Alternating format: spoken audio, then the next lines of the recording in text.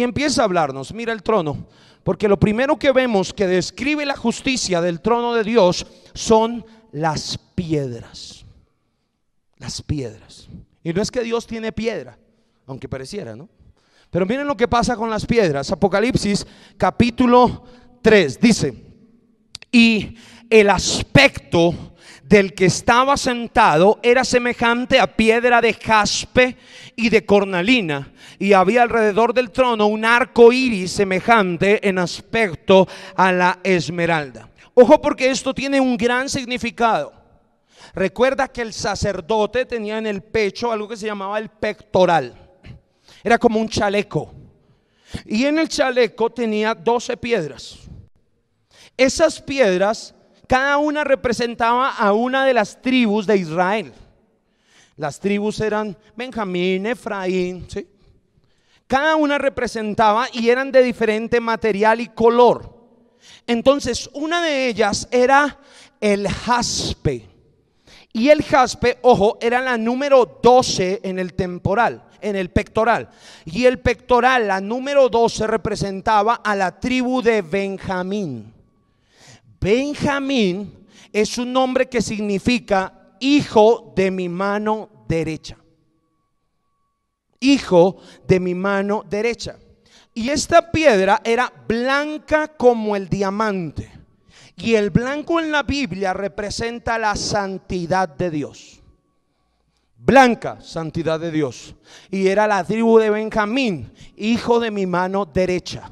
Pero miren la otra piedra. La otra piedra era la cornalina.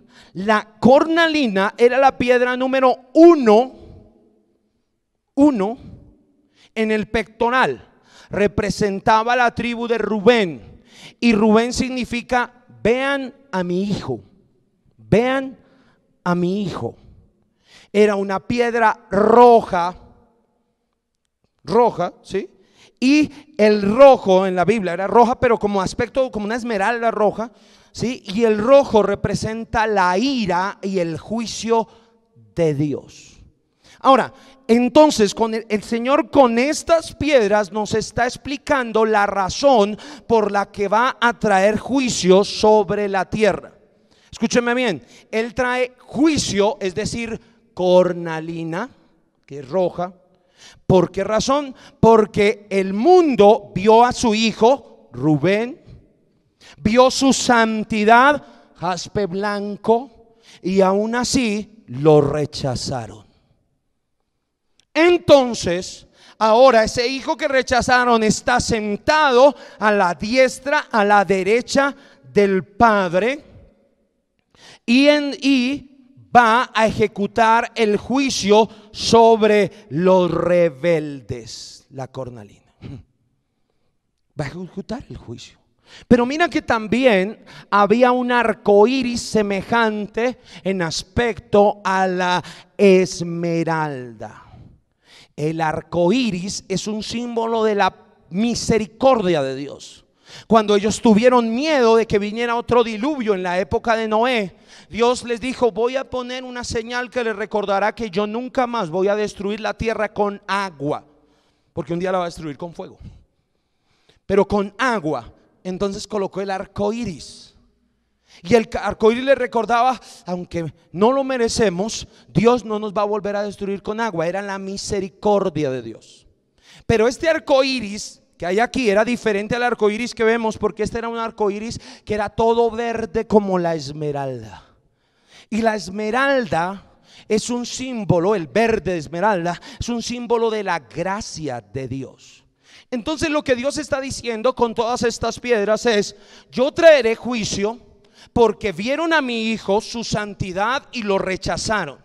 Ahora ese hijo está a la mano derecha y va a castigar a los rebeldes. Los voy a destruir por completo, pero aún en mi juicio hay misericordia, arcoíris, y gracia, esmeralda.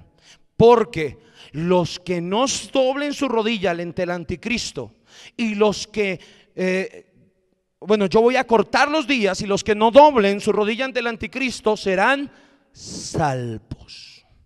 Y en eso mostraré mi misericordia.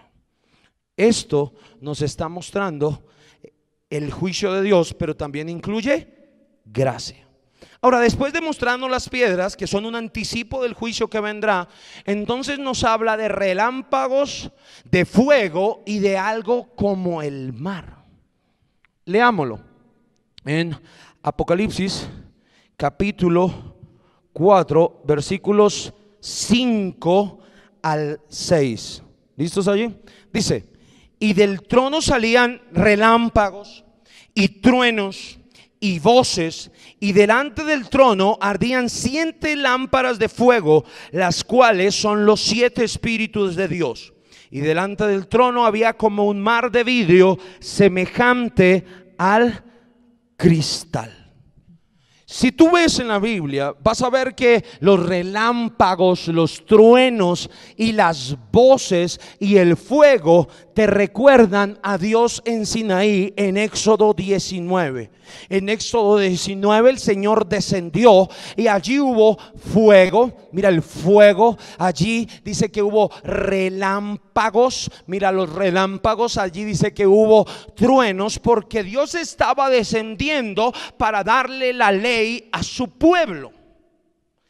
Pero Él después descendió en Belén. Vino, nació por medio de María como hombre. Y esa vez también descendió, pero no hubo truenos, no hubo relámpagos, porque era tiempo de gracia. Pero ahora que de nuevo aparece el Señor y se muestra su trono, y su trono está lleno de truenos, de relámpagos y de fuego, el Señor nos está mostrando que el Espíritu ya no es paloma, que la paloma venía para traer vida, sino que ahora es fuego, porque viene a consumir el pecado, porque viene a consumir a los rebeldes, porque viene a castigar con fuego, a purificar la tierra de todo su pecado. El Espíritu de Dios ya no es paloma, ahora es fuego. Él viene con truenos y con relámpagos, porque viene a traer castigo, porque viene a traer juicio. El trono que antes era de gracia, nos dice en Hebreos que nos acerquemos al trono de la gracia para recibir gracia para el oportuno socorro. Es decir, que Dios nos ayuda en todo lo que necesitamos para vencer el pecado. Ya no es trono de gracia, sino que ahora es trono de justicia, trono de juicio. Dios es paciente para perdonar, pero cuando se le acaba la paciencia, entonces viene el juicio. Eso va a suceder en el futuro, pero eso también puede suceder en tu vida. Hay muchos que creen, dicen: no, yo puedo caminar en pecado hasta que quiera, porque finalmente Dios es un Dios de gracia. Te engañas a ti mismo.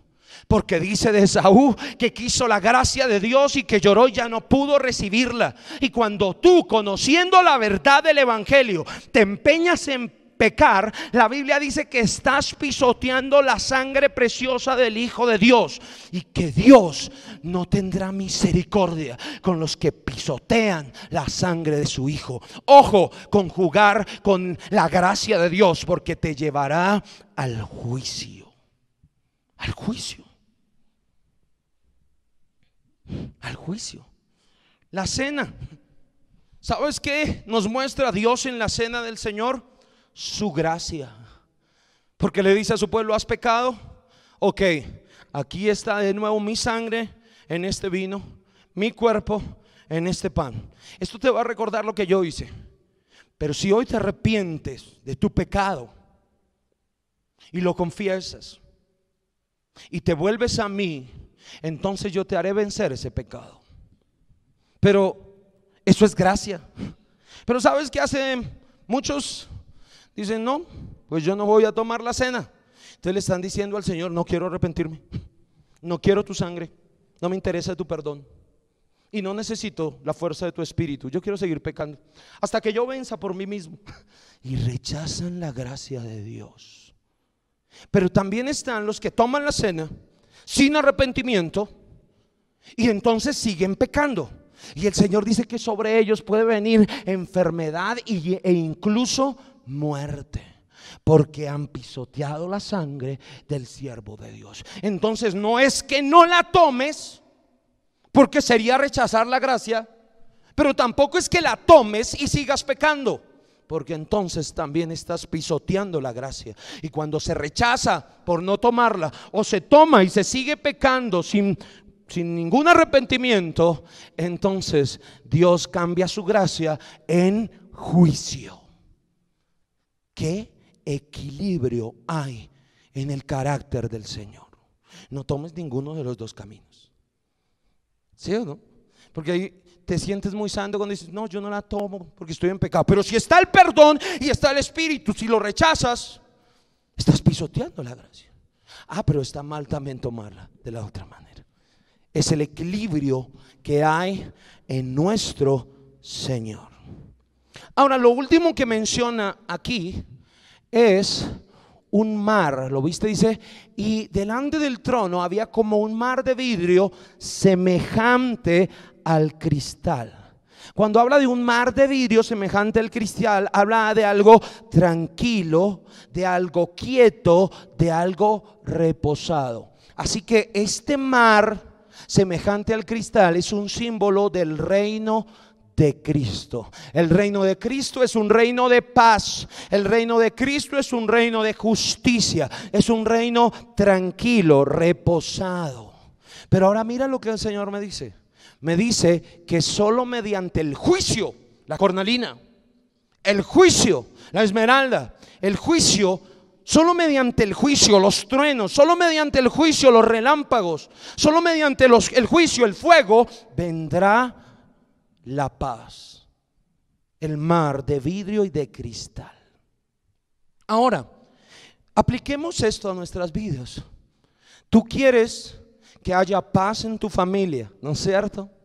Tú quieres que el reino de Dios venga a tu hogar. El Señor dice, yo puedo traer paz a tu hogar, pero solo sucede cuando tú me permitas ejecutar el juicio. Mientras tú te rías del pecado, lo calles, no lo condenes, no muestres una diferencia al que peca, entonces siempre estará tu familia contaminada, porque yo traigo primero juicio para traer paz.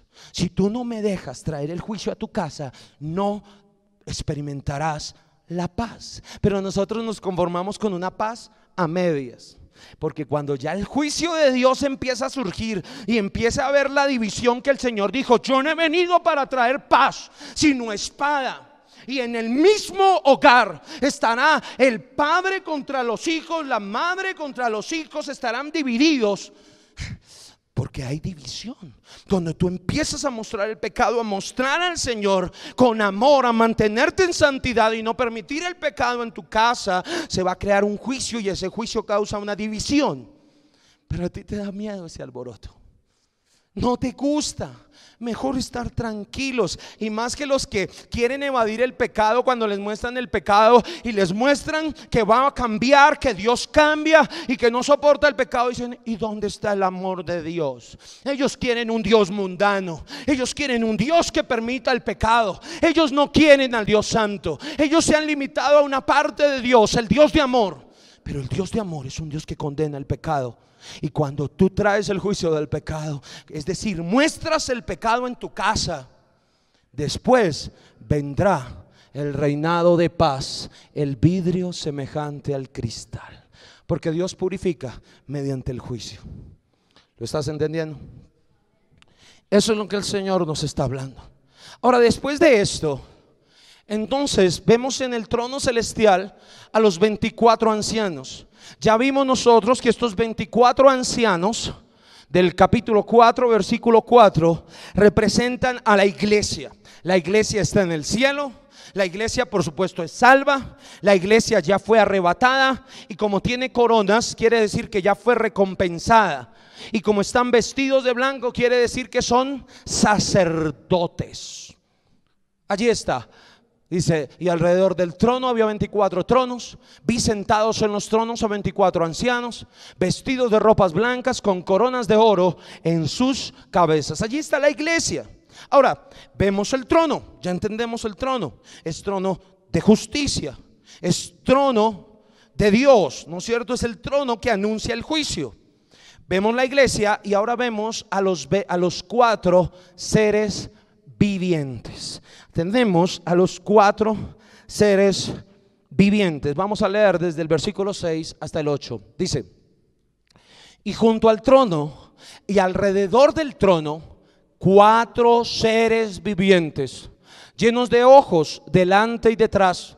El primer ser viviente era semejante a un león, el segundo era semejante a un becerro, el tercero tenía rostro como de hombre, y el cuarto era semejante a un águila volando.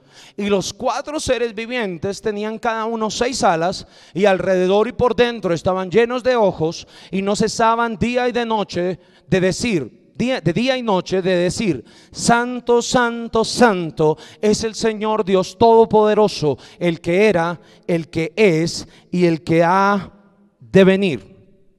Ahora, estas eran unas criaturas, una combinación de querubines con serafines, pero eran primeramente 4. Y porque eran 4, es la primera señal que sabemos de que estas 4 criaturas representan a la creación. Las creaciones, especialmente aquí la creación terrestre, es decir, todas las criaturas de la tierra representan la creación, especialmente la creación terrenal.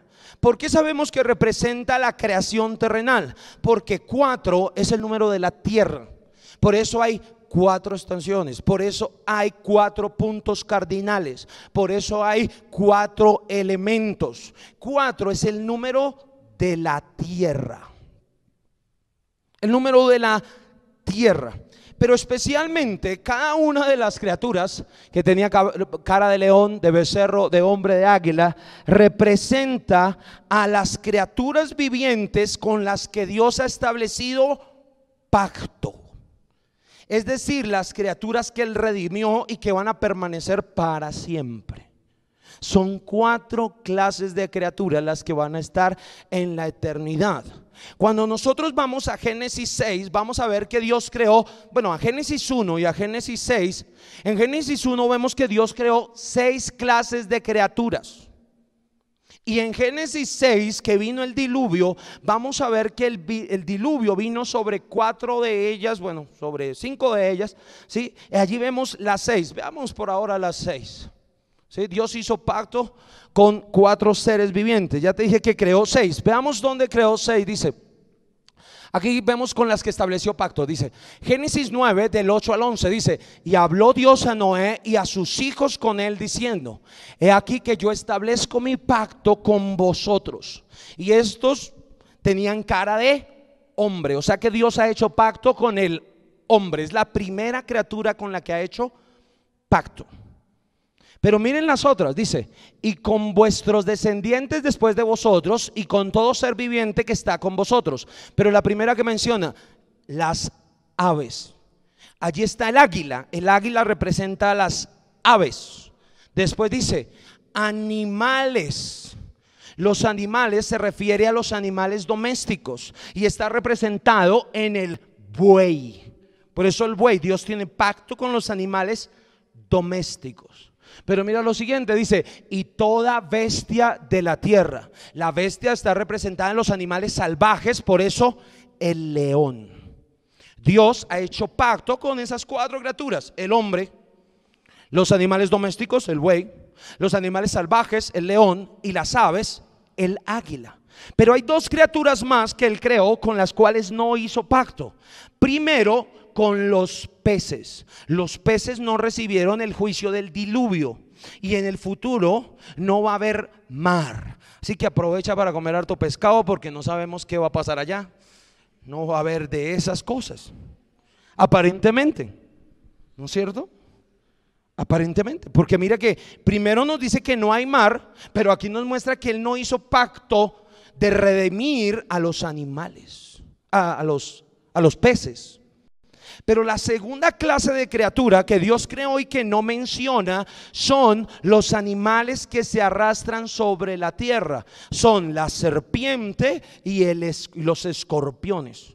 Especialmente los animales que se arrastran no serán redimidos en la nueva tierra. En el futuro no va a haber tales. ¿sí? Son las dos clases de animales con las cuales no hubo pacto. ¿Está claro? Ni animales acuáticos ni los animales que se arrastran. Son los animales que no van a estar en la nueva creación. No son animales que están bajo pacto. ¿Ok?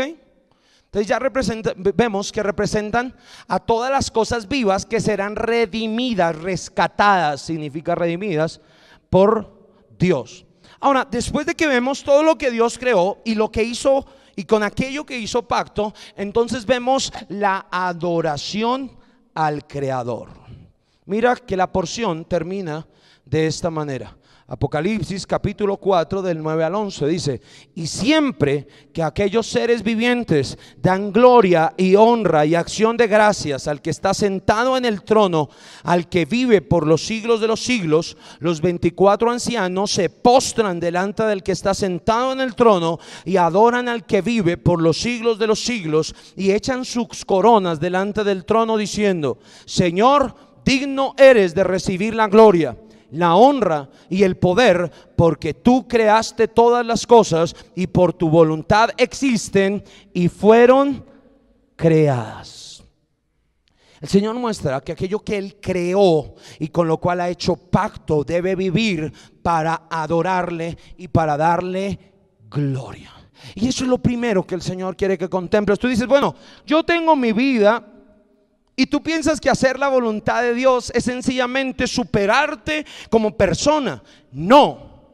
El deseo de Dios con tu vida, por cuanto Él te creó, es que vivas para darle gloria a Él, que vivas para agradarlo a Él, que vivas para adorarlo a Él. Y recuerda que hay adoración cuando yo, en vez de hacer mi propia voluntad, vivo para hacer la voluntad del que me creó. Esa es la verdadera adoración. Eso es tomar la cruz. Eso es negarse a sí mismo. Yo no vivo para gloria mía, para el éxito que yo pueda lograr, sino que todo lo que hago, lo vivo, lo hablo para darle gloria a Él, para que el que sea exaltado sea Él.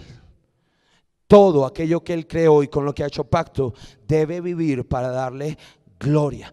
Ahora, como la gente del mundo, la gente, bueno, y los cristianos que son solamente cristianos de nombre, ¿sí?, no viven para darle gloria, sino que viven para sí mismos. Como ellos vieron la gloria de Dios en la creación y lo rechazaron, no quieren adorarlo, entonces Dios va a traer juicio sobre ellos en la gran tribulación, porque lo rechazaron como creador. Ellos han inventado cosas que van en contra de toda realidad, ¿no es cierto? Hablan de la evolución, dicen que no, que venimos del mono, ¿no es cierto? Dicen del Big Bang, rechazan la creación misma con tal de no vivir para darle gloria a Dios. Ellos saben que no tienen pruebas de eso, no la tienen. Pero ¿por qué tienen terror de aceptar que hay un creador? Porque si hay un creador, entonces tienen que vivir para Él, someterse a Él, creerle a Él, agradarle a Él, honrarlo a Él, adorarlo a Él, glorificarlo a Él. Y ellos quieren seguir sus vidas independientemente, pecando sin que nadie les señale su pecado y les incomode, les estorbe su camino. Y como quieren vivir de esa manera, libres para pecar, no quieren reconocer al Creador. Y el Señor los deja en su ceguera, pero un día vendrá el juicio por cuanto rechazaron el amor de la verdad. Y ese es el mensaje de Dios en el capítulo 4.